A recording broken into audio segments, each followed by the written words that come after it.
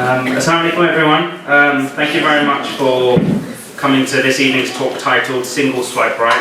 It's become a bit of a tradition over the last few years for the Friday ahead of, I was about to say Halloween, it may be for some, but Valentine's Day to do something on the theme of marriage within the community and so forth.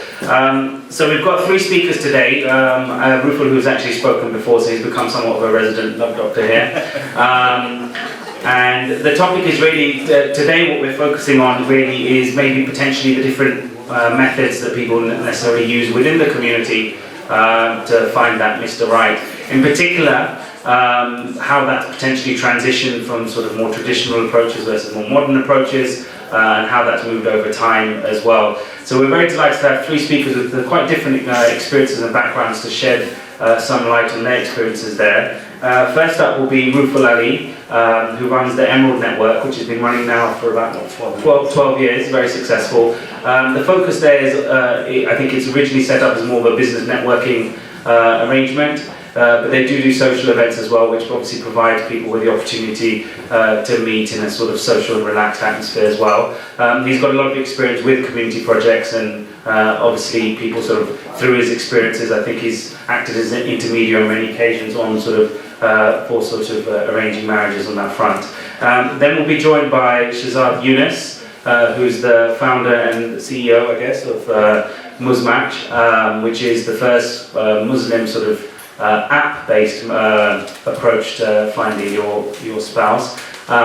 It originally, I think, started quite organically as a sort of a network of friends, then moved towards being a website, and then I think he decided to take it forward slightly in a slightly different fashion, which he'll talk about his reasons for that, moving towards an app-based approach. And finally, we've got, I'd like to join Wajia Ali, whose background is working as a oh sorry, okay.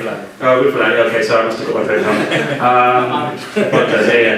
on. Look, we've got someone who knows, whose background is psychotherapy, and she's very much focused on actually with her clients speaking about the precursors necessarily to finding the right partner, i.e. not necessarily the channels to meet the person, but what people have to really understand in their mindset before they do that and help them in the process. She runs workshops with both sort of large groups or individual sessions as well. I think we'll get a taste of one of our exercises as well today, so hopefully it should be quite a lively and interactive session. A few points of housekeeping before I hand over to Rufal. So as always, we've got our hashtag on Twitter, hashtag CCTalks, which we will be live tweeting any of the key points. Feel free to join in the discussion, perhaps not today, but maybe afterwards, so you can pay attention today. There are also forms at the back for people who want to volunteer for any of our projects. At the end, I'll just touch upon that because I do see a few new faces there, and opportunities to donate towards the City Circle as well. But without further ado, I'll hand over to Rufal. Thank you very much. Okay, thank you. Okay, assalamu alaikum everyone. Okay, hopefully it's okay. Okay, it's a pleasure to be back. I mean, it almost actually feels like a residence on the panel once a year before, I said, Valentine's Day. But in terms of shall we say, a look back at the whole concept of searching for, although the title is Mr. Right, how about Miss Right, or as I said, or Mrs. Right, in that sense, basically, for both genders. Essentially, if we step back, we can probably count on our hands, and not one hand, that is, both hands. There are many, many routes in terms of finding one. None of this is going to be a surprise to any of you, but if we accept that there's an Islamic disclaimer of saying, inshallah, whatever's meant to be will be, however, the free will was there to explore a number of the avenues. Some of them won't be applicable to some people, and what I mean by that is, for example, arranged marriage, there's traditional family introductions. If your family doesn't have a network, the reality is that route never was going to be an option, so that almost rules that out basically. Then you've got the university route. If you're lucky enough to find somebody at university, obviously you're all lowering your gaze at the books, but obviously if you did meet somebody, you can say, well, university proved to be a route. Then you've got the world of work. But your world of work and profession may not have many Muslims working, so that means that doesn't really work. Then you've got your family. If your family don't know anybody, then you've got your friends. If your friends don't know anybody, most of them are married, you start to exhaust what could be seen as traditional routes. So what then do you have? And that's where the contemporary kind of roots arise. So the websites, in the last 10, 15 years, we've seen an increase in websites from first generation, Shadi.com, through to obviously more recently, we have Matchmaking, that's turned into an app, which we'll hear shortly. So you've got the IT kind of route basically, but that comes with pros and cons, which I'll shortly address. And then what do we have? Mosques. If you live in a community where your mosque isn't very active, that hasn't really helped the issue, or the spectrum of the people are so broad. You want someone from X, Y, Z background. Is it really your checklist that's an issue, or is it the mosque happens to be in a catchment area which doesn't address the issue? So it's difficult to say. And the last few routes will be things like, say, traditional, well, contemporary take on the traditional anti-D, so matchmaker kind of services. Are they good, bad, extortionate pricing, pros and cons? There's all sorts of things out there in that sense. So we've probably rattled off quite a lot of things, but then there's two that have come about, I would say, in the last 5 to 8 years in particular, which are events. One is specifically marriage events. Now, quick show of hands, we're all amongst friends now. Who's been to a marriage event before? Quite a few people, yeah. And there's others like scratching their heads. Don't worry, I've seen you there before, don't worry. But basically, there are marriage events. Element of taboo, let's be honest actually. Taboo, or some people have probably wrongly kind of labelled them as halal meat markets because the sheer number and the way they kind of operate is like not quite sincere. Then finally you've got social events, and that's where not just myself, many people do wonderful social events. So for example, people on Meetup, another Muslim network. It's just a means of meeting people. It's as simple as that. On the grounds that we've had the likes of Facebook, obviously the last, since 2007 come through, social networking, but social networking online, but now social networking in reality is through events. And notice the frightening parallels. You'll soon gauge who are the mutual friends, like you would online, for example. What are people's likes and preferences, like people do on Facebook as well. So it seems to be a nice real-world version of meeting people naturally. However, they do come with pros and cons.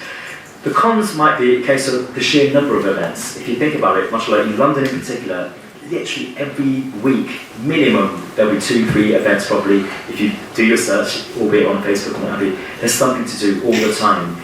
So, when you go to an event, you'll know the body language, all these things that you probably haven't worked out scientifically, but naturally you come across the fact people aren't giving people time of day. They're almost looking through you, around you, thinking, you know what, next week there's another event, next week there's another event. No one's really making, shall we say, commitment with a little c, shall we say, to get to know somebody, because they're thinking there's plenty of the Muslim social event scene. So that's a definite con, if you like, in that sense. But the pros are time. More than ever before, whatever our background is in terms of professionally, we're really limited on time, more than ever before. And that's why there's wonderful things like onlines and there's apps, because on paper, or more like on phone, you could actually flip through and literally meet a lot of people in one go. However, now reverse the timeline, if you like. If you meet somebody, say, online, some people complain that once you've met someone online, you've then got to drop them an email, get to know them, then finally speak to them, then arrange that one coffee dates kind of thing, coffee catch-up, if you like. It's taken all that period just to meet that one person. Great use of time? Could be. Now reverse it the other way around. At a social event, you've managed to meet a lot of people in one evening, and then if you exchange details, then you can arrange that so-called meet-up, if you like. But notice you managed to meet a lot of people in one go, with a view to funnel them, inshallah, to the one. Whereas online, basically, it's a case of, you meet a lot of people only by literally, I'm not saying swiping, drop down, click through the checklist process. You've not been able to gauge someone based on beyond their face, basically. So an element of, I've got a random kind of eccentric little slide here, I can talk through that another day, but if we just pick on the simple things, there's one on the bottom left, vanity, sanity, reality. I'd like you all guys almost just to memorise almost that. The vanity, the reality and sanity, 3 things to bear in mind basically. Social events, as well as online, you might think, oh, surely it's first impressions, it's all about vanity. It's argument to say that is true. It's how you come across in terms of first impressions do mean a lot. However, where the difference of social events as opposed to other routes, for example, is to gauge the sanity and the reality. So as a mindset of somebody, the body language, how they come across, he or she, how they interact with other people, that's invaluable in terms of social events. And that's why it has proved for some people to be better routes than other routes, because you can generally gauge someone beyond just literally the face, so almost get to know someone in terms of their conduct and interaction with other people. So that's where social events do, I would say, that's why more pleasing to some people on the grounds that the other routes are basically seem to be just too superficial in that nature. Other aspects though, however, to make it a success, there's loads of things that you need to do, and we don't unfortunately have the time to go through all of those. If you were to have a look on the screen, for example, starting with the black heart. Black heart seems a bit dark and a bit, harsh to say this, but if your heart and your intention isn't right on the outset, so these social events, no matter what, if you're still holding on to the past, still a little bit bitter, still not sure of your own self and your own self-esteem, it's not the best frame of mind, let alone heart, to go and inshallah meet someone. I would say work on yourself in terms of the heart in that sense. Then there's the ego. Human nature, pride at stake. Oh, he or she might say, no, I can't take rejection and all this. Oh, surely the sister shouldn't make the first approach. Oh, I can't face that. All these silly little things that we've come across in social events, let it go. So underline the go in that sense. Then you've got the phone. Nowadays it's so easy we are the most most connected generation, but is our communication the best? Leave that for a discussion, because we can talk forevermore in a social event, but what happens afterwards? WhatsApp. Literally seconds worth. No one's really doing meaningful engagement, and that's the only issue we find. Then we have got like a maze. So the concept of a maze, it seems like a minefield. Social events can be a minefield, but you should say to yourself, so much going on, you choose what's relevant to yourself. So don't go to everything, you'll exhaust yourself out. So the type of activity, so for example, activity-based, something like me, I know about photography, so you can say, go to something with photography. So those social events will attract like minds. If you like concerts, spoken word, an amazing amount of social events, you can attract the right mind. Instead of going to a corporate event, having your J2O in the corner, having a horrible time because everyone's talking about finance and law, and you actually came to find a husband or wife. We've seen those people, I call them CCTV eyes, they scanned the room and they thought, this isn't for me, they're off basically. So you've got to make sure you choose your events carefully. Then the last few things in terms of Hollywood versus Bollywood, I know it's a comical kind of phrase, but the notion that we've got magazines like Asiana, Asian Bride, they're almost painting a perfect picture of what inverted commas marriage looks like in terms of what you can aspire to. But is that real? All I can say is think you're from Chorleywood, forget your Bollywood or Hollywood. So at the end of the day, you think keep it real in terms of your mindsets and expectations. Fake world, retouching world, images, everything. Is it really? I think what should matter really is the substance behind the image, and as I call it, the fake world. Then I've got a little geeky little icon called Wi-Fi, but wife. So you think about connection. So it's a message to the brothers really, because some people say there's IQ and there's EQ. We can all look at CVs and look at IQ and say, wow, they've got PhDs and masters. But it's that emotional connection, the emotional intelligence, that is so often overlooked. So you've got to show empathy, show traits and behaviours that, as brothers in particular, we get a bad sign basically, because we probably don't demonstrate those things. Then we've got the notion of Dave and Dawood, novelty concept, where basically you think we're pretty much as Muslims brought up not to really interact with the opposite gender, pretty much all the way through. So from zero, it's like straight to marriage. There's no living together, dating and things like that. So as we see, where some people can interact with other people from opposite gender, from different faiths, no problem. Suddenly when it comes to Muslims, like head down, walk past, don't even say salam. You're thinking, wow, where was that from basically? Why the cold treatment? So I think we need to be able to say, you know what, out of courtesy and respect, need to have proper relations, inverted commas, just communication. That's all we're saying basically. And then we've got the main thing basically, we've got timeline basically, everyone expects after university it's work, after work get married. That is perfect world obviously, but the reality is, we know some people can get married in their 20s, 30s, 40s. It shouldn't be the peer pressure, although there is. It shouldn't be the community pressure, although there is. Notions that people say, oh, whisper, whisper, so-and-so's gone to a social event, they must be desperate. Well, no. That shouldn't be any of their business, basically. And I think that element of the gossip culture is not very helpful in the community. And I think for all of us, we should literally step back and not allow that to bother us, basically. But the final thing I'll leave is the checklist, basically. Checklists are probably the number one, if I can say, there's going to be one message that will take away, the number one obstacle or the release of the obstacles that will help ensure people find success. And that is the number of items and the nature of the items on the checklist. I'll leave using my fingers basically. Imagine this was 100% basically, 100 people in a room. Could almost be today, almost 100 people. Really speaking, from Muslim social events point of view, it's normally 60-40 splits. I think the sisters probably agree. You might say it's more than that, 70-30. But if you imagine we were to say 60-40 as a percentage. So imagine now, as a female point of view, you've only got 40% of the room potentially eligible. Now, if your criteria says they've got to be Pakistani, it suddenly reduces. They've got to be 6 foot minimum, if not 5'9". They've got to be a fellow doctor because you're a doctor. You've now literally got 10% to play with, if that. So you can see how quickly that's just brought down. And reverse for brothers, let's be honest actually. 60%, mashallah, great turnout. You might think, oh no, I'm not interested in hijab. That takes away some people. Oh, I'm only interested in Bengali. That takes away a lot of people. Strictly London. Oh, so much for that big room full. You can see what I mean basically. Your own personal preferences, of course we're all allowed, but preferences comes with consequences, and the consequences is that amazing forum called social events suddenly doesn't become amazing because of your checklist basically. So thank you very much.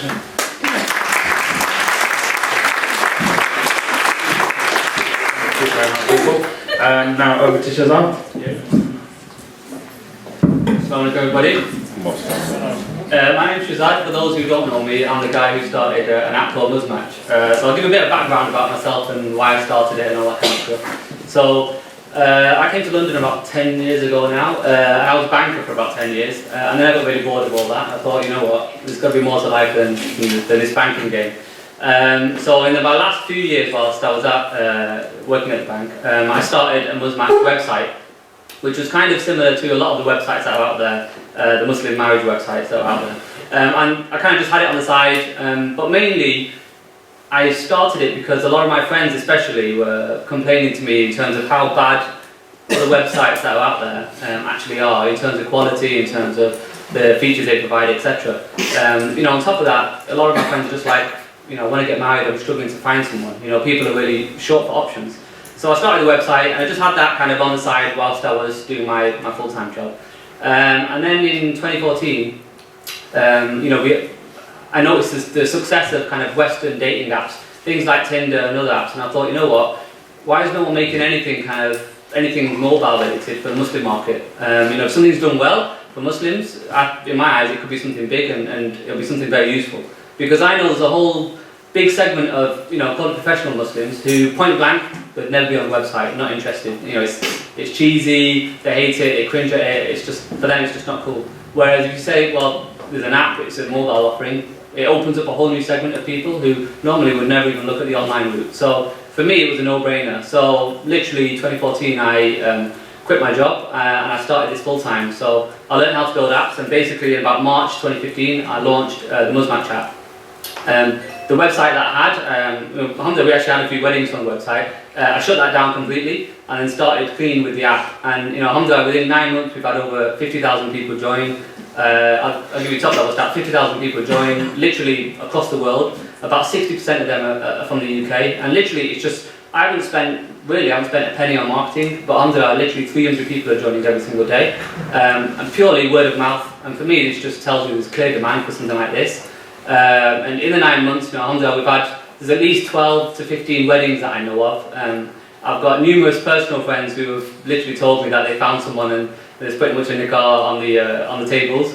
And on top of that, we've got about 500 people who've left the app saying, I actually met someone on the app, so I don't need it anymore, which for me is perfect news.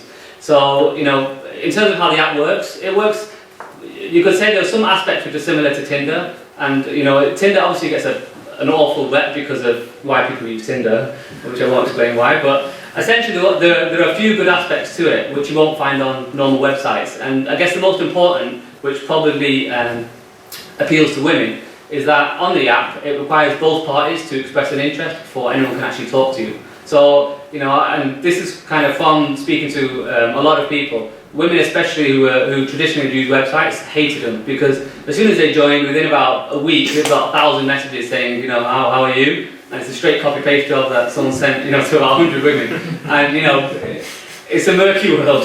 Whereas at least with an app, people know that, at least with women, they have a lot more control in terms of who even gets to be able to talk to them. So, it makes it a lot more mutual in terms of that kind of interest. As well as a whole bunch of things in terms of photo privacy. I also try to kind of respect some Islamic elements. So for example, you can even include your wali on there, your guardian if you want to.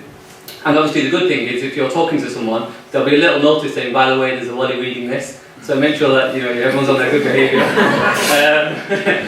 But for some people, if it wasn't there, they wouldn't join. So for me, I try and offer all the features to cater for everyone's kind of religiousness, because I know there's a whole mix of people who are very religious to people who aren't so religious. But who am I to say this is for you, this is not for you? At the end of the day, someone who isn't that religious will still say, I'm not that practicing, but I still want to marry a Muslim. For me, that's important, whatever that means. You know what? That's fine. I'm happy with that. So I want to cater to everybody. So I've made these kind of features optional for people. Some of my observations in terms of, I guess call it the problems of introducing an app or some of the issues that can be arisen from it. One thing that some people sometimes say is, well, you know what, are you giving people too much choice? Because through the app it shows you people nearby. Every day you get 50 new people to have a look at and say yes or no to. Sometimes some people can find it a bit overwhelming. Oh my God, I've got 20 people I need to talk to, which is a fair point, and I think that's one area that I'm looking at. How do we manage this? How do we kind of slow it down a little bit? Because when I launched the app, I had a lot of people saying, oh, Tinder lets you have unlimited swipes, you can see unlimited profiles. And I'm like, well, you know what? Tinder's for something else. This is for someone who wants to get married. If you want to get married, I limit it to being able to only see 50 people per day, because I actually want people to take their time, look at profiles, don't just judge people off photos. For example, on the app, about 80% of the ladies have their photos hidden, so the photos aren't visible. So for a lady, they can be completely anonymous. They've joined the app, no photos there, they can only show their photos as and when they want. At least in this way, they're getting judged based on their profile, as opposed to being judged based on just a photo. So, I'm not saying there's zero superficialness, and me and Wajid were talking about this. You're always going to have a bunch of people who are superficial. The guy who wants the Asian Angelina Jolie, and the girl who wants the Asian Brad Pitt, I guess. You'll always get that, and I guess you live or die by that. If you have such a high requirement in just purely in terms of looks, you'll be looking a long time. So, at least some aspects of the app, try and emphasise at least the personality and the person behind the photos, if you will. So the good thing is, at least with things like apps, like I said, it opens the market to a whole new demographic of people who point blank wouldn't even look at the online route. Now, we've had a whole bunch of people join from all sorts of social backgrounds, people who've been divorced previously, people with divorcing kids, etc. It's a big mix of people and a big age range as well. Through the app, it at least allows them to really filter down exactly what they want. Now, the flip side of that is, and even I've noticed, you get some people who are ridiculously precise in what they're looking for. So I remember, I had a lady get in touch. She said, she messaged me, she said, oh, your app's broken, it doesn't show me any profiles. And I said, alright, no one, I've got 50,000 people using it, no one else has said that. So I said, alright, let me have a look. So I looked at her search criteria, because obviously, as Rufa was mentioning, the more criteria you have, the more limiting it is. And she was in Glasgow, in some, I don't know where in Glasgow she was based. She put up her criteria as being 2 miles from her house, the guy had to have a long beard, he had to pray all the time, he had to be single, and he was very practicing. And so I messaged her back and said, don't you think you're being slightly precise here? I mean, what are the chances of you finding a guy with a long beard who was on the app, who's 2 miles from your house? And she said, oh yeah, okay, maybe I should widen it a little bit. I checked later on, she only changed it to 10 miles, so you can't help some people. But I mean, that's one thing, sometimes, I do think, what, the good thing about the app is it makes it easy to connect people, from however far you are. So, Alhamdulillah, one of the first weddings we had, the guy was from Malaysia and the lady was from Indonesia. We had another wedding, a Ugandan couple. I don't even know how they heard about us, man. But, I was amazed, and Alhamdulillah, it's very touching, whenever somebody leaves saying they met someone on the app, I always email them saying, how did it go, tell me what did you like, what did you hate, and just general, I want to hear the story.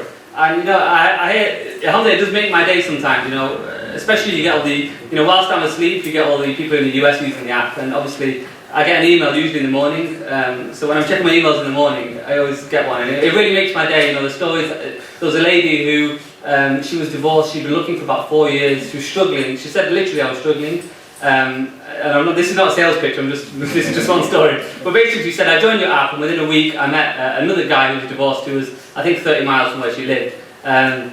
They met up and, alhamdulillah, they hit it off, and literally, I think she just got engaged. So, and the good thing is, some people are they really open up and they tell you the full story of, kind of the whole history, the issues they've had in their lives. And it's nice to hear the positive side when people do find success. By the same token, we've had people who literally said, I can't believe it, I met the guy and he lives. The benefit of the app is it shows you people who are nearby. So, for example, there was a lady who messaged saying the guy literally lives on the same street as her. I didn't know, and we met, and there you go. So I guess it makes it easier for the family meeting, just pop by on the red door. So literally, there's a lot of benefits it brings. Part of this is, look, technology is here. It's here to stay. It's there to help you. And as Boothel also mentioned, with anything, it's with intention. I won't say on the app we've not had any horror stories, if you will. We've not had any issues. Of course we have. Sadly, there were always idiots, and without being sexist, 90% of the idiots seem to be men. That's just the reality of me administering the app and dealing with issues. Very, very rarely have I had an issue where it's a lady who has either said something or done something they probably shouldn't have. It's nearly always been men. There's a very distinct behaviour between men and women, and I guess we'll talk about that more within the talk. So I'll shut up and pass it over to Odile now. Oh, great.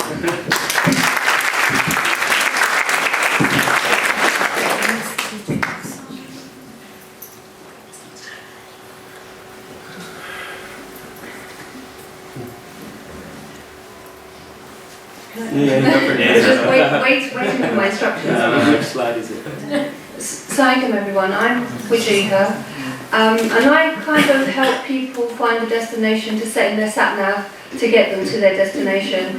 I'll probably be the annoying voice that says turn left, or don't go past go, or this is now a dead end. But talking about relationships is one of my favourite subjects. But mostly talking about receiving the wedding invitations that I received, from the simplistic to the handmade to the extravagant. But one of the best invites that I've received was one that I received not so long ago, and it was a text, and it read something along the lines of, I told you that it could never happen to me. Well, it did, and I'd like you to come to my nikah on the 13th of February, which is tomorrow. So which just goes to show that all of you who are losing hope and thinking it's not going to happen to you, it can, and it will. Tonight we're speaking about the pros and cons of the traditional and the modern search for our life partner. And I thought, shall I tell you the stories about my clients who had success on their journey, or do I tell you stories about my clients who found it really tough? But then I thought, let me share a story with you. Now, it's a story often told. Many of us have heard it as children, and it's been told by many cultures, many religions, and it has different interpretations. The one I'm about to tell you is purely my interpretation and my version of the story. It's the story of 6 blind scholars in India, and they were summoned by the king to offer their wisdom and explain a strange beast some soldiers had captured, which was being kept in a large room beside the palace. The 6 blind scholars were taken to the beast and left alone to make of it what they could.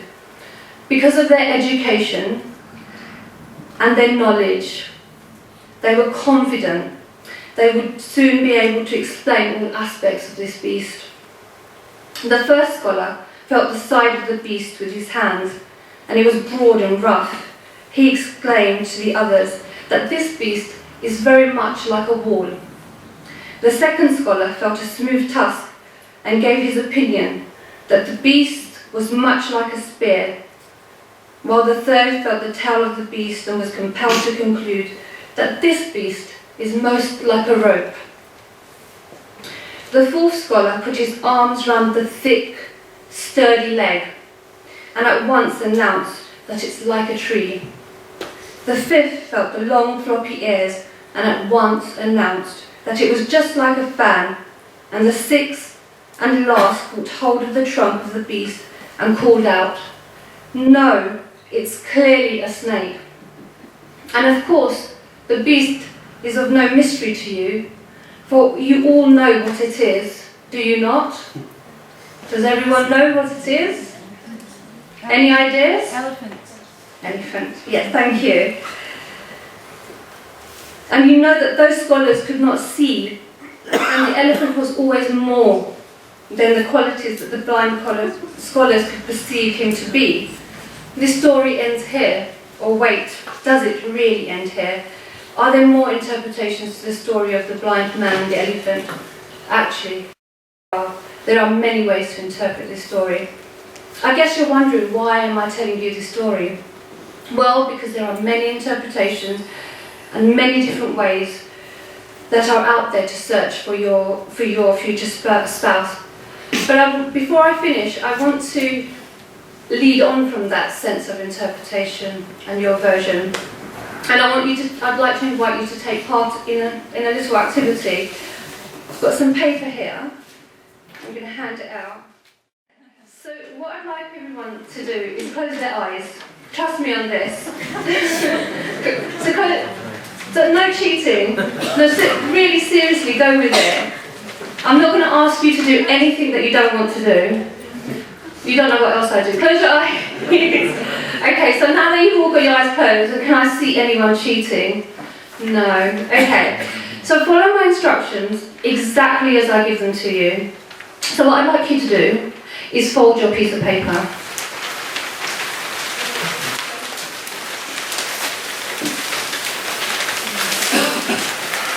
How many times? Once. You can't ask me no questions, just follow my instructions as I give them to you. So now that you've folded your paper, I want you to tear a corner.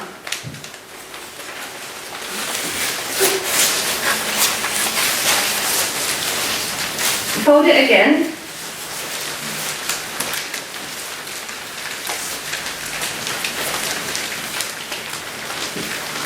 And I want you to tear it.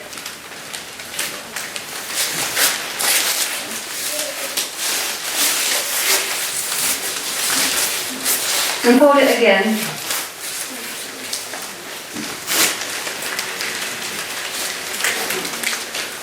And tear a corner. Someone has their eyes open. I can see. Can't fold in the dark.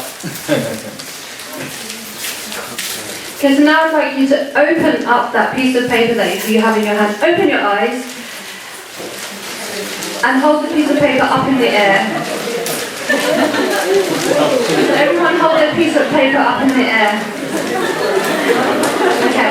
Now, can you see, if you scan around the room, look at each other's paper, across the room to your left, to your right, behind you, in front of you, do you notice something? What do you notice? That they're all different? Am I safe to say that they're all different? Yeah? So that's my way of letting you know. That's my way of letting you know that everybody's interpretation, we have so many different options out there for us.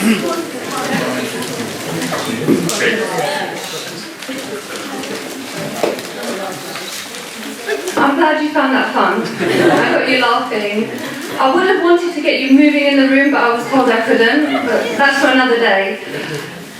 So you can see that although you were given exactly the same instructions, you were given exactly the same opportunity, exactly the same timing. Okay, but all of you chose to do it differently.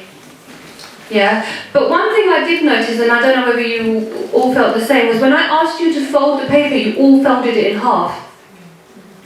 When I asked you to fold it in half, you did it exactly the same. I have had strange ways of the paper being folded. Oh, you didn't. Oh, there we go. You didn't. So when you're out there and you're looking, you do take examples from other people, what their horror stories have been, what their success stories have been, and you think, oh, you know, why me? Why can't it happen to me? All of us have an aspiration. We all want to be married. It's half our deen, yeah. But it's not our culture to instruct our youngsters to know how to go out there and learn how to meet someone and to marry well. It's a duty that we have as individuals to then take on that responsibility and learn how to do that. So I'm going to just leave you with a final thought, because I want to leave you with that thought as well, is that, do you know everybody in this room? Put your hand up if you know every single person in this room. Ruth, what do you do? So tonight you have an opportunity to meet someone that you haven't met before, and I'd like to invite you to do that tonight. Before you leave, make it a personal mission to go and say salam to one person in the room that you've never said salam to, and see the difference that it makes. And that doesn't have to be the opposite sex. It can be, you know, one of the girls in the room, you haven't spoken to someone else, because you know what?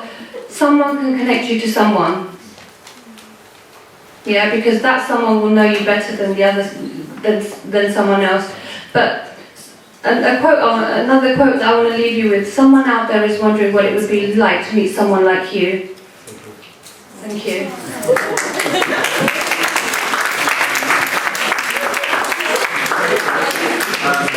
Thank you very much to everyone. That's a nice way to sort of get people's energy up. So we've got Q&A now, and in theory, we can run for about 40-50 minutes, but we can, if need be, if they're not questions, I'd like to follow with your advice, we can leave a good chunk of time to sort of catch up with everyone here. Just usual house rules in terms of, if you do want to make a point, that's perfectly valid. Just contributions from the floor are welcome, doesn't have to be a question, but if I do find it necessarily dragging on, I may sort of cut you off, just sort of interest of time, so don't take it personally. And also, if you do have a specific member of the panel you want to address your question to, do let us know, otherwise I will direct as and when, or anyone who wants to make a comment. So, without further ado, any questions? That was the first hand up, yeah? Well, Jacob, my question is to you. You haven't really explained what you actually do.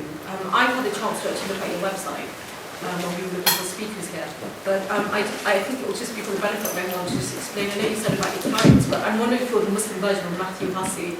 I'm sure you know who Matthew Hussey is. I aspire. Yeah. But it would just be helpful if people knew exactly. Okay. Has everyone heard of Matthew Hussey? Yeah, some people. Okay, so his theory is from Tony Robbins. So Matthew Hussey is a spin-off from Tony Robbins, and it's all around the psyche, human nature, and human connection and relationships. And that's basically what my background is in psychotherapy. I'm a relationship coach, and I'm also a clinical hypnotherapist as well. So when working with individuals, and I work with married couples as well, what happened was that what I was finding was singles were saying to me, look, you know, we're finding it really hard to find someone. And then when I was working with married couples, they were finding it difficult to sustain. They found someone, they got married, they'd had that fairy tale wedding, and 6 months in they were finding it hard to sustain that marriage. So then that opened up an opportunity to say, well, what's not working? It's not about what needs fixing, it's what's not working and how can we make a difference, and how can we almost get in tune with our emotional intelligence. Because I'm going to go on now. If you think about it, this is a question to the women in the room. Do you want to be a wife like your mother was? And this is a question to the men in the room. Do you want to be a husband like your father was? I'll leave that.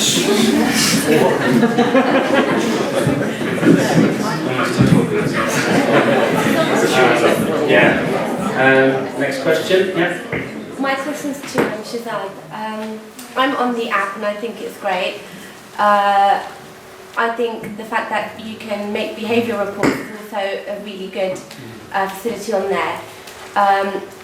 However, I feel that since you've kind of changed the app so you can blur out pictures, in my experience, I used to be on Single Muslim before, and on there I used to have my pictures hidden, and what I was finding was that, like you said, it's a really, really long process that you have to go through, and part of that process was people requesting to see my pictures, then not responding when they saw my pictures. So for me, I've decided I have my pictures visible now to save that long kind of hassle.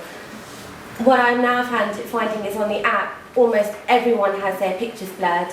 And for me, that's actually an obstacle. And a lot of people don't even have a lot on their profiles. So you're saying, well, read the profiles and go by that. But most people have hardly anything on there. Well, a lot of people are like, blah, blah, blah, blah, blah, filling up the gap, you know, and that's not enough. So those people could be potentials, but I'm swiping them left. And it's not going anywhere. And just one more kind of question I wanted to ask was that you guys are great. You're creating the channels for us singles to go out there and meet people. But what's being done about changing the mindsets and mentalities of the young guys, the young girls who are using these channels in the wrong ways? Yeah, no, you've nailed on quite a few important points. So I'll kind of step back to when I first designed the app. I kind of looked at English apps, if you will, and then looked at kind of the Islamic requirements in terms of, let's say, photo privacy, having a wali, a few other things as well. And I merged the two and created the app. And kind of version 1 was to get it out there because I wanted to be the first app out there. You know, now, in a way, a good thing that we've had a few copycats started after I started Match. But I just wanted to get the app out there purely to see how it actually gets used. And exactly what you've mentioned has been some of the observations that I've seen. So, for example, ladies who have their photos hidden, you get guys who literally just get lazy, they don't even bother to read the profiles and just say, yeah, I'm interested. And then when they do match, the first question is, can I see your photos? Which women hate because it's like, well, you know what? Can't you at least have a conversation first? Even just to be polite, you know, just get to know me a bit. And then if I still think that you're half sane, then I'll show you my photos. And it's a big problem, and I've spotted it 1,000 times. So there's a few things, there are a few big changes that are coming. So literally, the app from top to bottom is getting a full revamp and a full kind of redesign. And this is based on literally 8,000 bits of feedback that I've had over the 9 months since I launched. So every time somebody complained about X, Y, Z, a guy or a girl, I've literally noted it all down, so nothing got forgotten. And then I've looked at all of this and thought, how do I get all of this into version 2 of Match, which I think will be way better than what's out there now. So, for example, some of the points that you mentioned, in terms of photo privacy, in the new one, guys, sorry, you won't be able to have your photos hidden because blokes shouldn't. Initially, I thought I'll make it even, I'll allow both sides to have their photos hidden. I actually found it caused more problems than it solved. So in the new version, if a guy wants to have his photos hidden, as soon as he matches with a lady, his photos will automatically become public. For a lady, they have two options. They can either set up their photos to be instantly visible as soon as they match, or they still have ultimate control. Because I know a lot of women want ultimate control, and I want to make sure they always have that. I've had guys complaining saying, oh, I hate that. On Tinder, girls don't have their photos hidden. And I'm like, well, join Tinder then. You know, if people don't like how Match works, and normally I can see their intentions, I'd say, you know what, please leave, you know, because for me, the focus is, I'd much rather have Match as being a safe place where people, I think someone trying to get into the window. I'd much rather have Match being a safe place for people to try and get married. So another point that you mentioned in terms of empty or incomplete profiles, and this is all part of my own kind of learning process of launching the app. So when I launched it, I wanted it to be quick for people to instantly sign up and then get using the app. In a sense, that was a bad thing because it becomes too easy. And then when things are too easy, people don't put the right amount of effort in. So in the new one, literally every single profile will be manually vetted. So if I just find people who are writing gibberish, they're not going to be able to see anybody until they've sorted their profile out. Same with photos. If their photos aren't relevant, they won't get approved. Another thing is, guys and girls are both fed up of misleading photos. You know, so they'll either have a picture of the guy, or usually the lady who's 10 years ago, or it's the guy with a really distant photo where you can barely see anything. People hate all that because, you know what, at the end of the day, you're both there to try and gauge, am I remotely interested in this person? So in the new version, it'll have selfie verification. So what that will mean is, A, it cuts out a lot of the fake profiles, which thankfully on there we don't really have that many because I verify with your phone number. But also it means that combined with profiles being manually vetted, you'll actually be physically able to see, right, this is a very recent photo of this person. So at least you know this is the person you're speaking to. The third key thing that I'm going to be introducing, which I think will really solve a lot of the time wasted issues, because I know that sadly there are a lot of, and it is mainly guys who literally just kind of sometimes use it as a game or just to pass time. I really wanted to cut all that out. So in the new version, and this is kind of I mentioned earlier in terms of the differing behaviours of how men use the app versus how women use the app, and it's a very distinct behaviour. In the new version, what I'm going to have is create their profile, they'll specify 3 questions, that whatever questions they want that are important to them. So for example, it might be, what are your feelings of me living with your family, or not living with your family, or wherever. Any 3 questions. Whenever a guy matches with them, they have to answer the 3 questions before they can even talk to the lady. So if they can't even be bothered to give those 3 questions any sort of time or effort, the girl will be like, no thanks, unmatched. You don't even have to entertain that as a conversation. If they actually do put some time into it, and they answer the questions, then obviously for the lady they'll think, okay, this guy seems serious here, he's put some effort in, and his answers, you know, I kind of agree with or whatever, I'm willing to have the conversation. So I think that's one key thing that I'm going to be introducing to really cut out the whole time waste element. So that'll be version 2. No doubt there'll be, you know, and there's a long list of things that I want to introduce to make it even better. You know, inshallah, my vision is, I want this app to be the best out there for all Muslims across the world. You know, we have Muslims, we have literally 120 countries represented on the app, and I don't know how 120 countries have heard of us match, but alhamdulillah they have. And my app is for this to be the best out there for Muslims, so ultimately they all get married, you know, because we do have a big problem in our community. And then the last question was, and maybe both panelists can then touch upon that, is effectively, so you're looking at the channels that people to meet, but then what is it about actually when people enter those channels, if they've got the right mindset to be successful? So maybe both say a couple of comments. I think it just goes back to my first point about intention.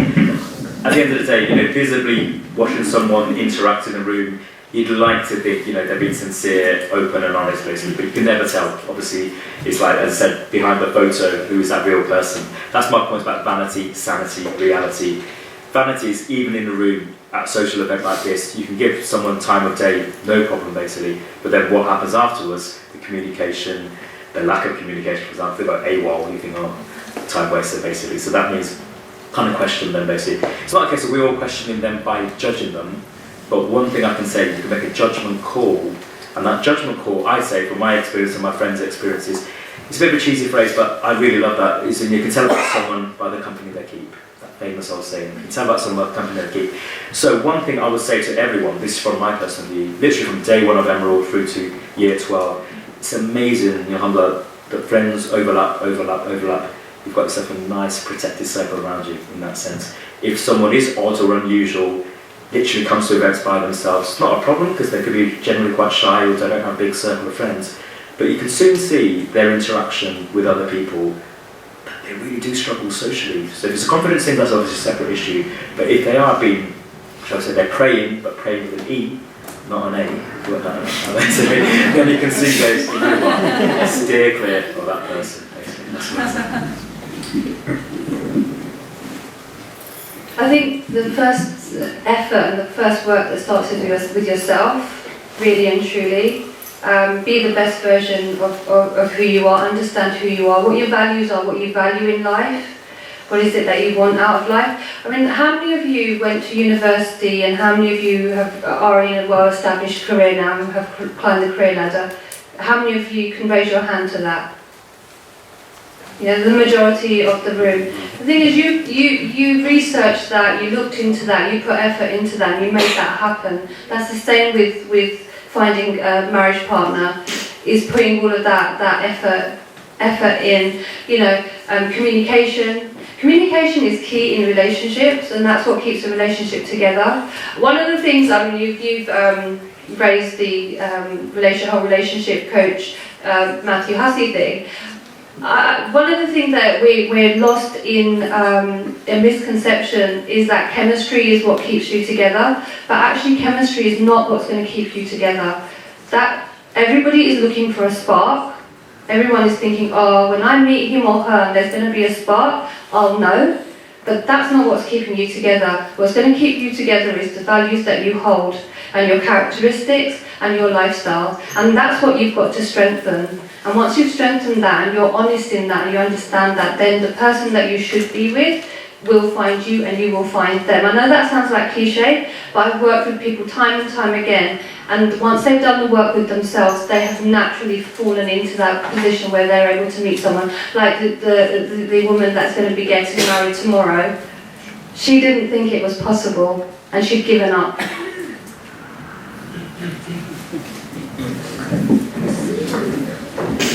Next question.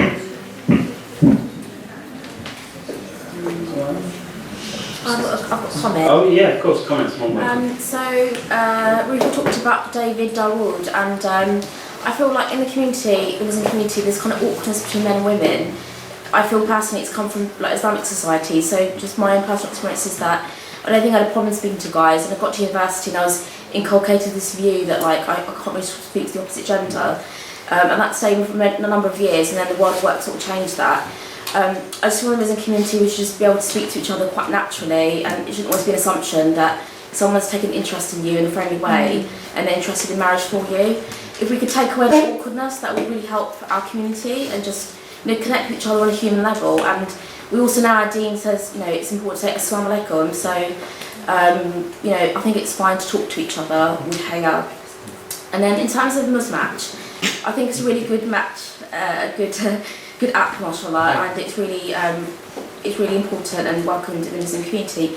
One of the sort of consequences in terms of like interaction is that I feel like it means that a person is always contactable, and there's almost an expectation that a person could answer a text in the morning through to the evening, whereas traditionally when you met somebody it's like that meeting's where you connect, you say bye and then you go on to the next meeting. So I feel like a drawback is that it's a slight invasion of privacy in that sense as well. I guess it's down to that individual that they have to kind of set those boundaries, but with the young generation in particular, I think it's probably going to be very easy just to kind of always be on the go and with it, and I think that's got like some certain consequences that you'd want to explore maybe. Yeah, I mean there are a few things I've noticed on that angle, if you will.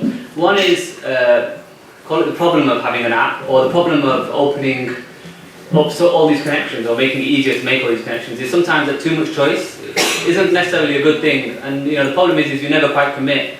You're, as they say, you're one swipe away from something better, type of thing. And it's a problem because, and sadly I've sometimes noticed it where, you have a guy and a lady and they're talking and, things are progressing, and then all of a sudden one side just goes really quiet. And then I've had the girl saying, oh, is this guy still, has he deleted his account or something? He's not responding to my messages or whatever. And then I have to reply and say, no, they're still using Musmatch, they haven't deleted their account. And then, it kind of gets awkward because they don't know what to do. And the problem is, and it's not always a guy, it can be the girl as well, but, they carry on talking to other people. And the problem is yes, having all these conversations on the go, if you will, doesn't really help anyone sometimes. There's a few things I've noticed, and it comes down to your intention. If someone, and I've noticed this, I've seen people who have begun a conversation with someone and thought, actually, yeah, this person's alright, I actually want to keep talking to them. And from within the app, they can actually set themselves to be offline, which means they're not being introduced to more people. I've had people who obviously then just continue that one conversation. Now the problem that you mentioned is you're always available. You're always able to message each other almost for an extended period. And so part of me was thinking, maybe I should do it that, for example, there's a timer on each conversation. Let's say it's 3 days. You only have 3 days to talk to each other before you decide, I actually want to take this forward, or do you just leave the chat open all the time? I've debated what to do with this, because one thing I've noticed is people do lead busy lives. They're not on the app 24/7. You have some people who check it every other day, for example. I don't want to be overly kind of restrictive on people in terms of how they use it. As much as possible, I want to let people kind of use it the way they want to. But that's one issue that I've thought about, and I haven't quite figured out the right way to solve it. The flip side is you get people who are ridiculously impatient. I've had guys unmatch a girl because she didn't reply within 20 minutes. And literally, the girl's like, I was just about to apply and he unmatched me. And it's crazy, I can't understand it, but people are like that, sadly. And it comes down to the fact that, yes, there always possibly is another option, around the corner. So people they don't really treat it with the right amount of respect or effort. So this is why, like I mentioned, some of the changes that, inshallah, I'm going to be bringing, hopefully in about April time, will hopefully alleviate some of these issues that I've mentioned. Because what I want for people is to, in a way, just slow down and think about each conversation and each person a lot more. Rather than, in a sense, treating it in a way too lightly. Because I think that's kind of the danger of making it easy to speak to new people, for example. Ultimately the reason why a lot of people use the app is essentially this: they've exhausted their network, be it friends, family, or wherever. They're like, right, now what? How am I going to meet new people? And that's why obviously they look to an app. And the problem is, like I mentioned, it can sometimes open up to so many possibilities that they kind of don't know what to do and they're overwhelmed. And literally I've had ladies in a sense who've left the app because they said it was just too much, because they had, you know, let's say 5 matches or 10 matches or whatever, and literally they couldn't cope with so many matches, which is fair enough. I don't quite know how to figure that out yet, but it's still, inshallah, a work in progress. But you're right, there's some key things there that still need solving. Just before we do, actually, I don't know if Ruth wants to comment on the kind of the soap. You also you see more like interactions. Do you notice that awkwardness? Something, and we'll take the question. I think you made a valid point there. I mean, I tried to reiterate earlier on, basically, we tend to go as Muslims from almost zero straight to marriage. There isn't that in between of relax, get to know one another over half a decade, moving together and what have you. It's just not the done kind of thing. So as a result of that, because of the nature of us being the way we've been brought up, so to speak, it comes to social interaction and skills, and the lack of skills in that sense. It is, like I say, that Dawood and Dave concept. I've noticed it is just incredible, the difference I've noticed. So both, that's just a concept to show visually in terms of the male issue, but the same for male versus female. No problem with Sarah, but they've got a problem with Sarah. Kind of thing in that sense, same kind of concept.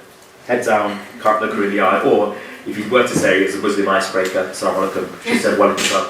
She said walaikum salam, that's it, she's interested. No, she said walaikum salam, that's it. So the point is, that can get, misinterpreted, or, on emails, obviously it's all very business-like, that interaction, but in physical sense, at an event, all I can say is, have the intentions pure.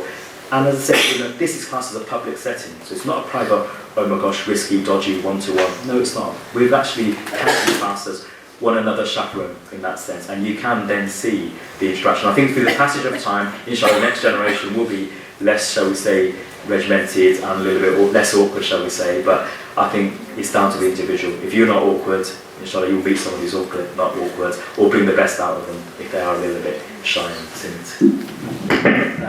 Still a question, yeah? Assalamu alaikum. Just wanted to make a couple of comments, if I may. I think, Sister Majida, you've made some very, very important points in terms of understanding ourselves first. And if we really do understand ourselves, then we may be able to understand what we want in a spouse.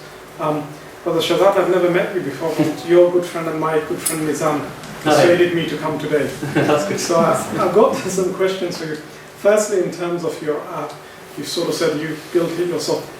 Commercially, how is it viable in terms of your app? I'd really like to know. And Rufal, my friend for a very long time, what's changed in the last 10, 15 years? Because you've talked about the different routes and so forth, but what do you think has changed with this sort of generation since last 10, 15 years, and how are things different?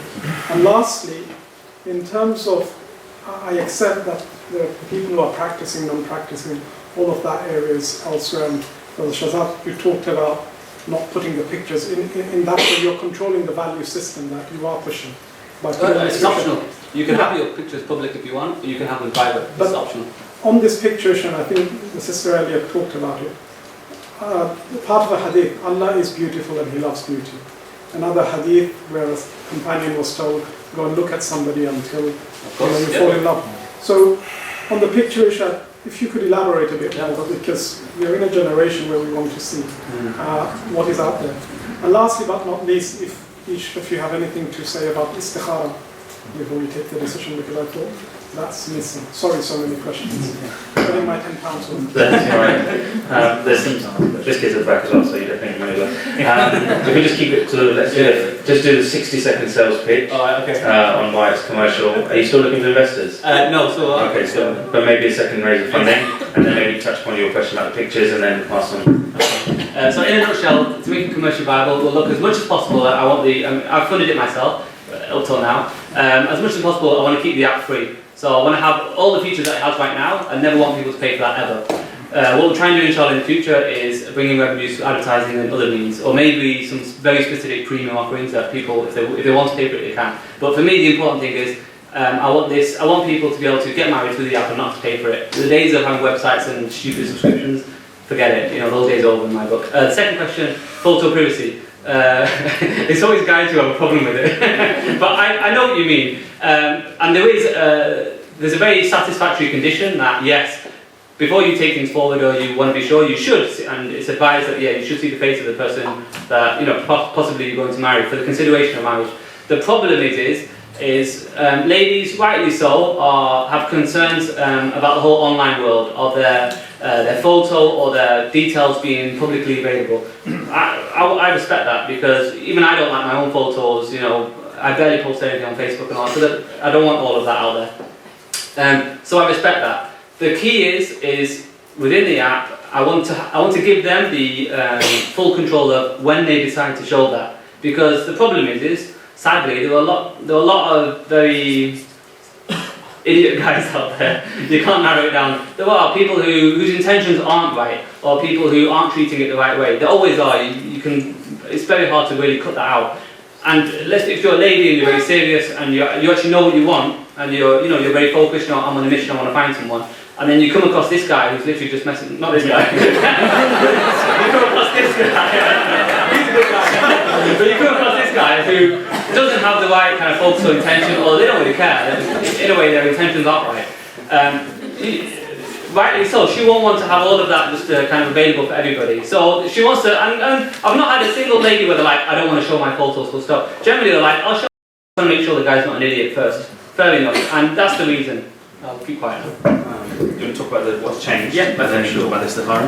Yeah, I wanted to talk about the change. Okay, Okay, great. great. Okay, from an events point of view, I mean, going back 12 years ago when Emerald was around, back then there wasn't actually much of a choice. I mean, quick show of hands, who has been to an Emerald event, just out of interest? Yeah, mashallah, fantastic to see your hands. I'm always smiling when I see that, basically. So it just shows, for some people, it is, an avenue to find people. But rewinding all the way back to 12 years ago, Muslim inverted commas professional events, they only tend to rise either nationalistic specific or profession specific. So I remember there used to be something called PBA, Pakistani Bankers Association. Well, I'm not Pakistani, I'm not banker, so there's no association then, I guess. So basically I couldn't even go to those basically. Then there was other things that were just geographical, the Northwest something. Brilliant, they cater for their local needs. But over the passage of time, there has been an increase in number of events, different organisations, different networks have come about. However, but the nature of the events has changed. Where before, it would actually be wholly, as I mentioned, wholly 100% business only, or it would be responding to a charity cause, charity. But through the passage of time, people just recognised the concept of social networking for Muslims. There was a space and there was a demand. So as an events landscape, that's how it's changed. And as a result, in the last 3-4 years, we've seen things like Meetup, for example, wonderful different subgroups within there, offering alternatives from coffee shop, KFC events, through to restaurant events and gala dinners, basically. So the landscape's changed, there is a lot of choice. But as a result of that, as an observation, that increase in choice comes with consequences. So to give you an example, reiteration of my point, are people really taking it that seriously? For those who are single, question mark, because they know there's another event around the corner. That's one observation. But the last observation I'll make is, mashallah, that open-mindedness when it comes to singles, I've noticed is changing for the next generation. Those who know me, I also do wedding photography, that's the various things I do. And in wedding photography, I've seen amazing combinations, so Kurdish, Somali, Pakistani, English, literally name it basically, Egyptian versus Algerian, real mixture of cultures, much like coming together. However, rewind back to 12 years ago, generally, people tended to stick to their own sort. Blamed it on parents, but it shouldn't be a case of blaming. If you've got your own preference, that's fine. But again, preference means you're narrowing it down. Can you imagine somebody came in here, I only want to marry Turkish because I'm Turkish. Hands up, any Turks here today? Probably 1, 2, if that.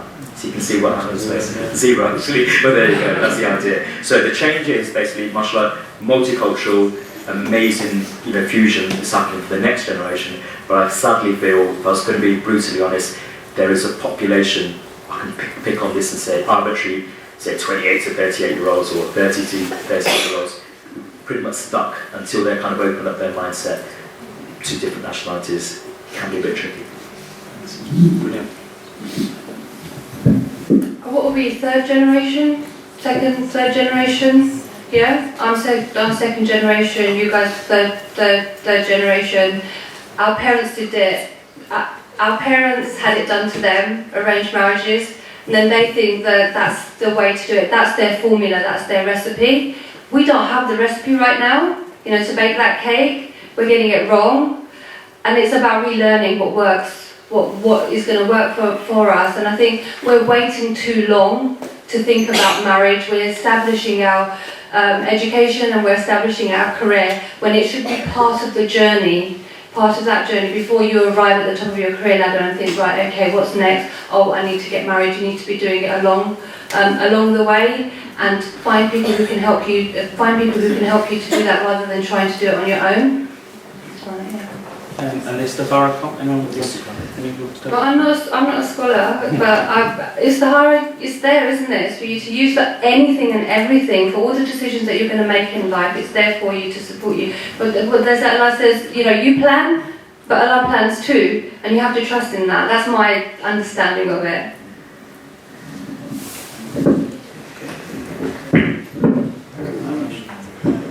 I'll take. Oh, you can go a chance. Yeah, you've got a question.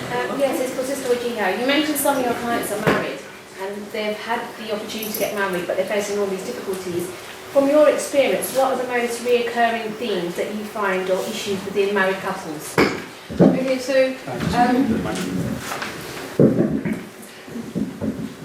what does, I'm going to do an analogy with you. What does love stand for? What does the L in love stand for? Right. It stands for listen. Yeah. What about the O? It means observe. The V, verify. And E, empathy. That's what's lost when it comes to marriage or being with someone. Those things are lost along the way. Communicating with each other, having empathy for each other, understanding each other, verifying what each other are doing and saying. Most of the time that's what I find. Because we put all the effort in the honeymoon period, and then once you're married it's like the effort isn't put in. Does that answer your question? Yeah. Great. Okay. John, again. Yeah. Sorry. One is no. Actual question. I just want to come back to your point when you said about careers and women men. I understand your point of view, but part of it I actually disagree with, because what are you supposed to do if you're not getting married? Sit at home and twiddle your thumbs. Most people will maintain a career. And Make it part of your numerous life. excuses or numerous reasons why people are not getting married. So that was just my point. But I actually have a question, which is, so we're talking about, there's this analogy that marriage is half your deen. This is what we put out there. But it's not guaranteed. It's not thrown upon people to get married. So my question to you all, those of us from the community or from whatever background we are, do you not think that we should educate our second, third generation of children that if you do not get married, you have a legacy to leave behind you regardless? So be a good person, be a good human being, be a good Muslim, whatever that is. Because marriage is not the be-all and end-all of happiness. We know this because people get divorced. So it's just up to you. No, you've hit the nail on the head, and one of the things that I teach is that you have to be happy and content in where you are in life and in your search. What happens is, now I don't know whether you'll agree with me or not, what happens is that people either make it 100% their focus, right, okay, this year I'm getting married, so I'm going to find my other half. So they put everything into it and they burn themselves out and it doesn't happen, and then they go home and shut the door and it's not happening, or they just don't put no effort in at all, thinking that Prince Charming or the princess is going to come knocking on their door and say, hi, here I am. But we have to learn to be happy in our own skin, and too many people get married thinking that the other person is going to complete them, when actually you have to be complete yourself. And that's then, when you're at that point in life, I can guarantee you that you will then meet your other half. Great. I mean, I've actually, based on that, got a message more for Shazad than it's more playing devil's advocate actually. As in, what do you actually think that the issue that people are facing, and maybe your feedback, is that they don't have, because what Muslim Match and other things, it's a network to meet people.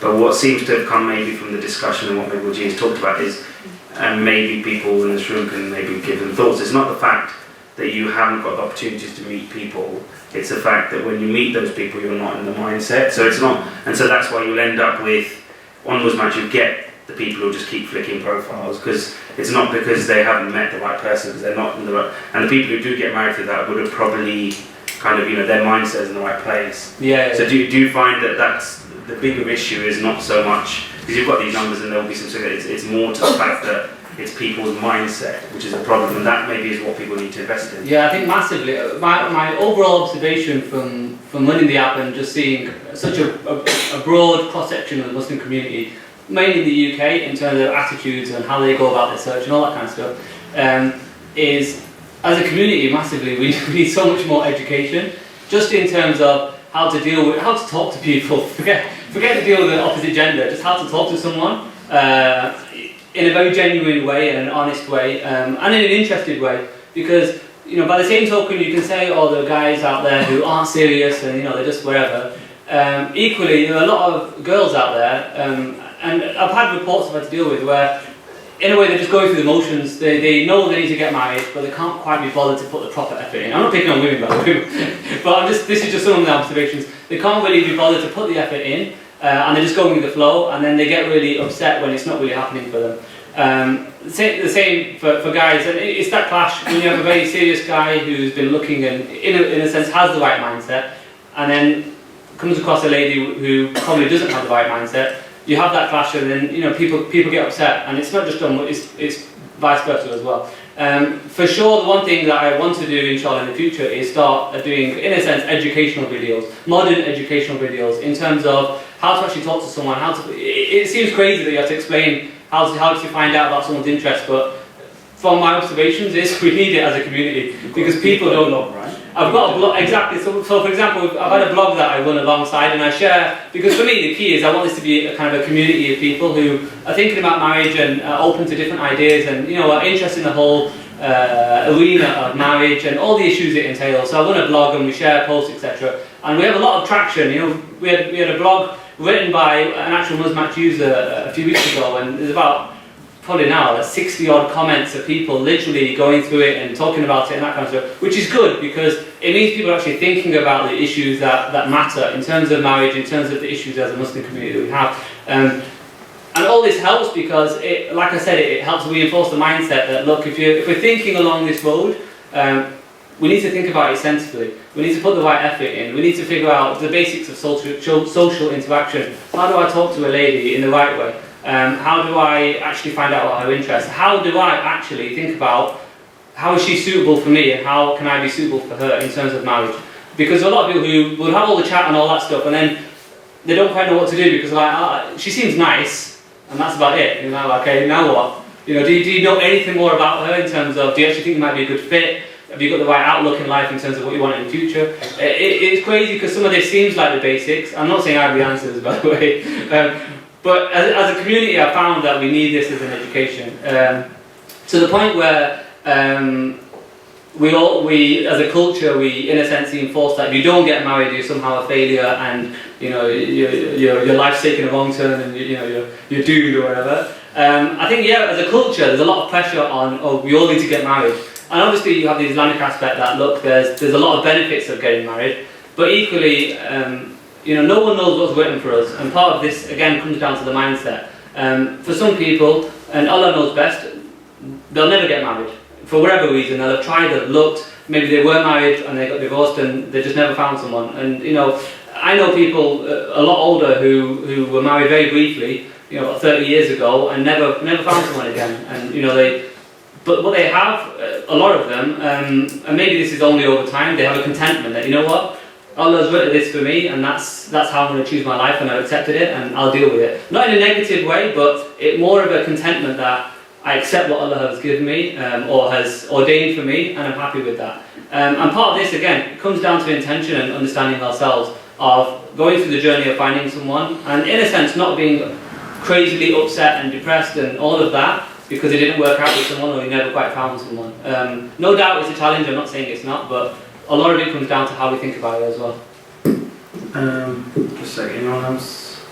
We'll take it then. Yeah, that's you, yeah. My name's Sam. Just a quick question. I just wanted to hear what your thoughts were on, do you think problem that certain brothers in our Muslim community, or it's just in our generation, that once they get to a certain age, they sort of like lose this kind of like youthful spark that once they're past 30, and they lose this kind of youthful spark that they had in their 20s, and that's what puts women off. I mean, do you think that's a problem? And in this day and age, with the whole problem with marriage and men not being married? Is that a question for me or the ladies in the room? I lost my spot. Do you know? It's interesting that you touched on that, and let's look at it in across gender, men and women. People use age as an obstacle. They think it's an obstacle, and that's what's stopping them from getting married. But actually, it's not. If you go back, trace back to Muhammad sallallahu alaihi wasallam's time, Khadija was older than him. Okay, so having that spark is inherent within you. You've just got to find it. If that's something that you feel that you've lost, you've got to work towards finding that. But don't allow age to be a barrier. Too many of us give up because we think, oh right, okay, we're 37, we're hitting 40, we're not going to be able to find someone, so we'll sit back and not allow it to happen. Sister, you mentioned about the... Okay, just one second. I think you had a quick follow-up and we'll come back to Sorry. you. Yes. Another point I want to make is that you get pressure from like your parents or community that as you get older, women then become more demanding, so that's why it gets harder and harder.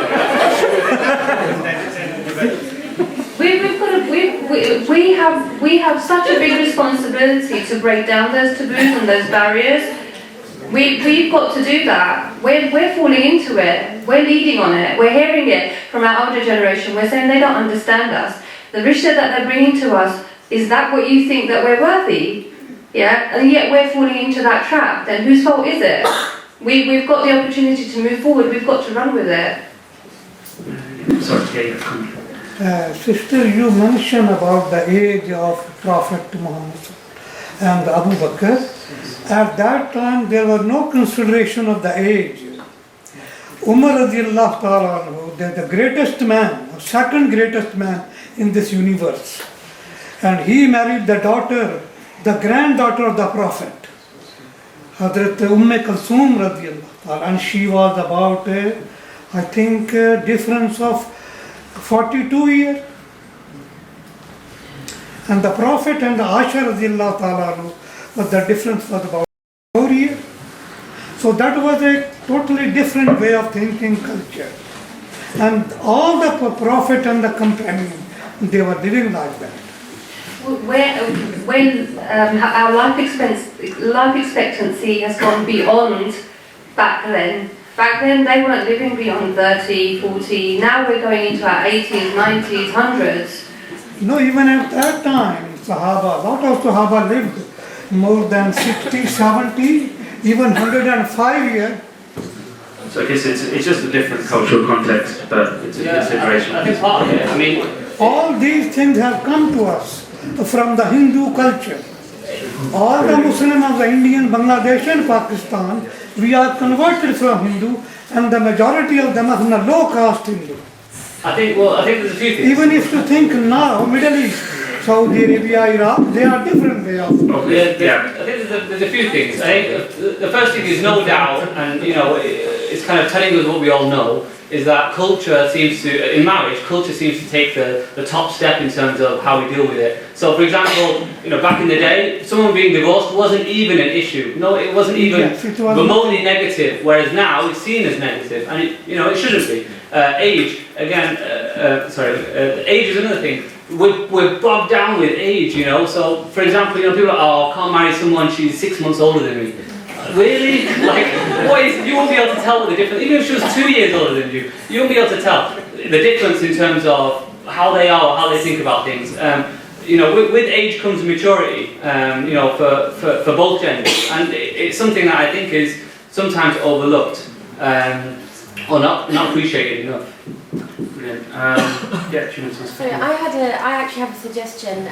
There's wonderful people like yourselves with great initiatives and great ideas. And Rufal, last year you had an event at SOAS where you had a very similar kind of topic about marriage, and there was a gentleman there on the panel, and he was called himself like the Muslim Hitch. I don't remember his name. I mean, it wasn't me. And so my point, just kind of after what you were saying as well, is that I think there's really great ideas out there, and there's people like yourselves who are doing great things, but separately,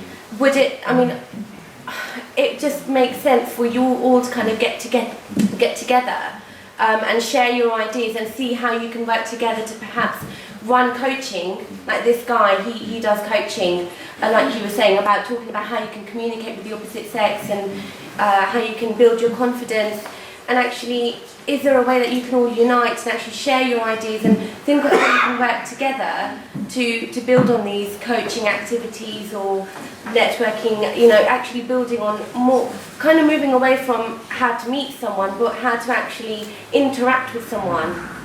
I think it's a very good question, actually. I think it just goes back to my point about the social interaction, the social skills.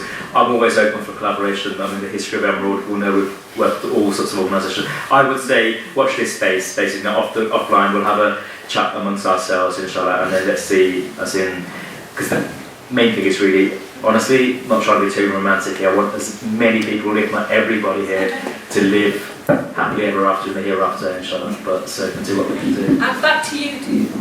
Back to me as well, indeed.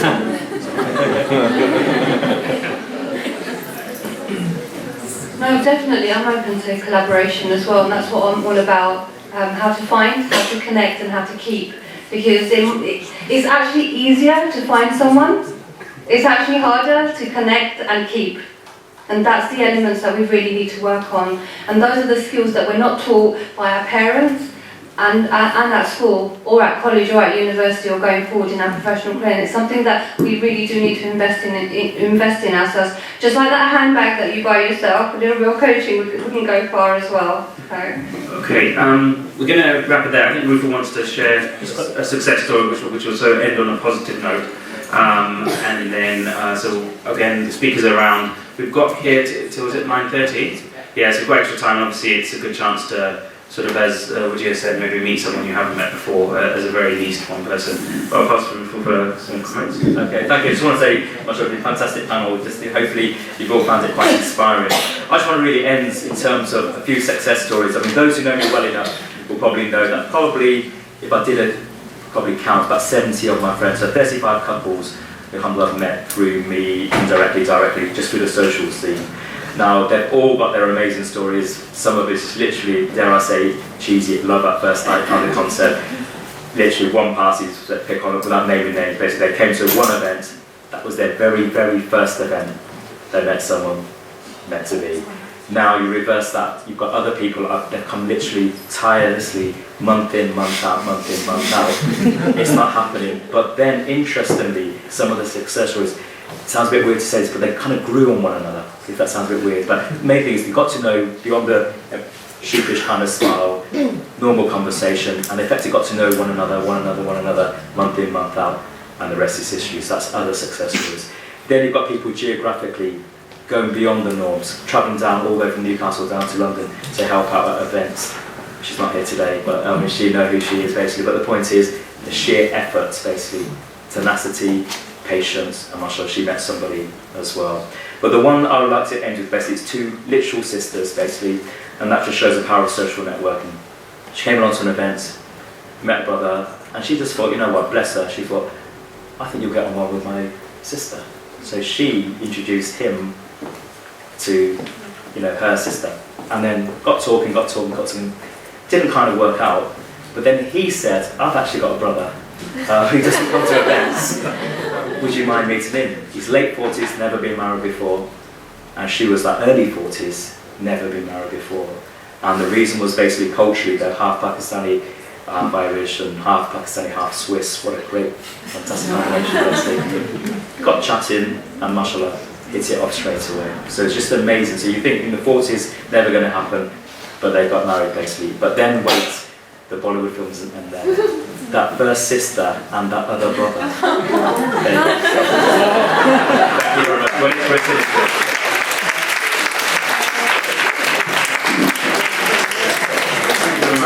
By the way, they've got the same surname as well, so it really was written. So thanks a lot for coming. I'm going to do a very quick spiel on some of the projects we do, like 30 seconds. The main thing is we have some volunteers from the City Circle here. We've got at the back, can you put your hands up, volunteers from CC, so if people want to find out, they're basically in the back by the snacks. We've got volunteer forms as well. There's 2 principal projects. At the moment we're looking to sort of get volunteers for, as well as the broader CC. One is the Saturday School, which is, as the name suggests, on Saturday helping kids focus on their literacy and numeracy in West London and in Harrow. We're looking for volunteer teachers there, no experience needed. Again, speak to us afterwards. And then there's a homeless project on Sundays in the afternoon, which takes place in Lincoln's Field. Again, a great opportunity to sort of give something back there. Any of us are happy to sort of help. We've got a break now for 2 weeks, and then we're back in March with the next talk. Obviously, make sure we've got your contact details. Thank you very much, and thank you to the panel, because I've got that.